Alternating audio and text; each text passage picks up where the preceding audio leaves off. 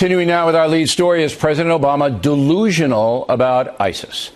Joining us now from Washington, Charles Krauthammer. Is he? Look, judging from the press conference, there's several explanations for that appalling performance, the kindest of which is that he's delusional. You heard him say, in fact, in one of the throwaway lines, all the things he's been doing.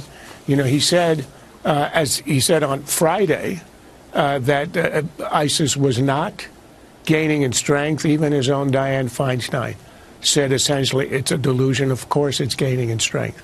And then he went on to say he listed all the things he's done. And he said a few weeks ago at the UN, I led a discussion on how to counter terrorism. Isn't that remarkable? Look, this is a guy who thinks that he's actually achieved the things with these discussions. But the reason why I say it's the kindest of explanations, and incidentally, he listed, among other things, tightening up international security, especially on airplanes, and the putting of bombs on airplanes. This is, what, a week and a half after the downing of the Russian airliner? Has nobody on his staff told him that that actually happened? So that he listed as one of his achievements. But the reason that delusion is the kindest is, I think, the more likely explanation is he knows that our position is weakening. He knows that ISIS is strong and that it's a threat. But in the end, he doesn't think it matters. He's never thought the war on terror was important or existential. How could you not, though? Look, he has said this in his public speeches. He abolished the term.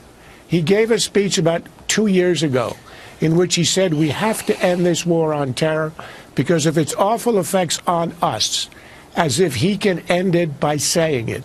Of course, that's what he thought he was doing in Iraq. He said, I'm ending the war. He didn't end the war. He simply quit. But how can you say, and watch it dissolve? How can you say that he doesn't understand that millions of people are either dying, being dislocated, being tortured, being wounded, whatever it may be? He has to know that. It's right in front of him. Millions of people are affected, all right? And you still, Charles Krauthammer says that he doesn't care? He doesn't mean anything to him? There's a difference between millions of people suffering and an existential threat to the West, which is what it is and which is what he denies. That's what he doesn't want to acknowledge. So what you're saying then is that he has adopted the philosophy of acceptable losses. No, I think he has a deeper philosophy. And that is when he says, you know, the arc of the moral universe is long, but in the end it tends towards justice. He thinks radical Islam is a passing phase. It's an extreme of an extreme. It's not a threat to our way of life, that we got suckered in by 9/11 into expensive wars because we overreacted. He said that in his UN speech, that we overreacted and betrayed our principles.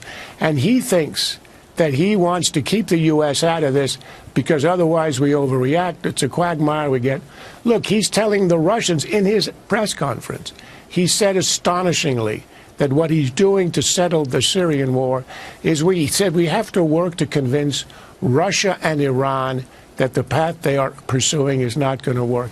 As if, A, he can persuade them, and B, Russia and Iran do not understand their interest entirely, and that Obama knows them more deeply than they. I don't think that if what you're saying is true, if what Krauthammer is saying is true, then President Obama will go down in history as one of the most incompetent presidents that this nation has ever seen. Now, let's get on to the NATO situation. That's my solution. Which I agree with you on that, by the way.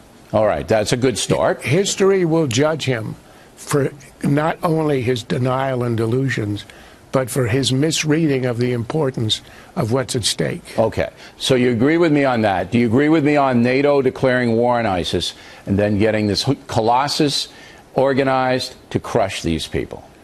Well, first of all, simply as a sign of solidarity, the only time that NATO has ever invoked Article 5, which is what you're talking about, yes, an attack on one, is after 9/11. That was Europe showing solidarity with us. I think the least we can do is reciprocate and say that under Article 5, yes, it's an act of war, and yes, we are in this. Whether or not you get a formal resolution from NATO, I don't care. Here's what I care about. Can you get a force coming through Turkey? Remember, the Turkish border is not far at all from Raqqa, the capital. It is not a huge trek. In fact, the friendly Arabs and the Kurds are within 10 or 15 miles of Raqqa. You get a European and American force, not just Americans, but like in the Gulf War. And you come in from there. Obama says, oh, yes, but if I take Raqqa, what do? Perpetual occupation? Of course not. What you do is you get the Saudis, the Jordanians, the Egyptians. They're all Sunni Arabs. They're not Shiites. They're Sunni Arabs, which is what the Raqqa population is. And you get them to be the occupying force. Just like a UN peacekeeping force in Africa. So this argument about perpetual occupation is nonsense. All right. It's all a question of will. He doesn't have it. I'm going to predict that he's going to have to do something, President Obama, but I could be wrong.